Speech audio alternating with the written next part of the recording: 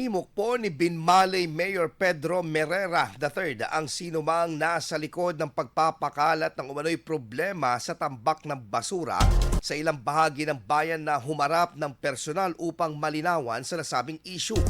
Sa isang panayam, pinaliwanag ng alkalde na patuloy ang koordinasyon ng munisipyo sa pamunuan ng 33 barangay upang matulungan ang mga ito sa paghahakot ng mga basura.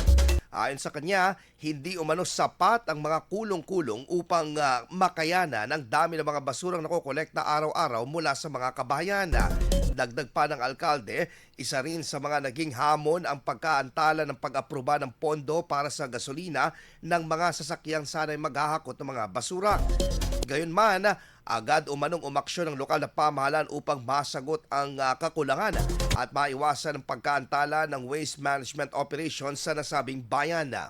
Siyempre, makikita mo puno na yung RF. Doon tinatapon. Dapat mo unahin yon para may paglalagyan. Kung sakaling ang mga barangay officials magtatapon ng basura, doon muna. Insufficient funds ang barangay. Meaning, iilan lang ang pondo nila. Ano ang paglalagyan nila? Yung mga garong? Yung bang garong na yan, ilang beses nilang haakutin kung ilang tonelada ang naiipon sa mga bawat barangay. Yan po ang tinig ni Binmaley Mayor Pedro Pith Merera III.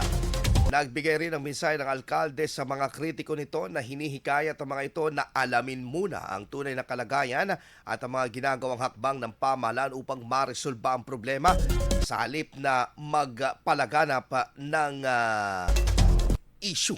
Doon sa nagsasabi na yan, itong sasabihin ko sa iyo, alamin mo muna anong tunay na pangyayari dahil magiging kahiyahiya ka. Kung ang iniisip mo, yung pangsarili mo, ito sasabihin ko sa iyo, ang iniisip ko, pangbayan.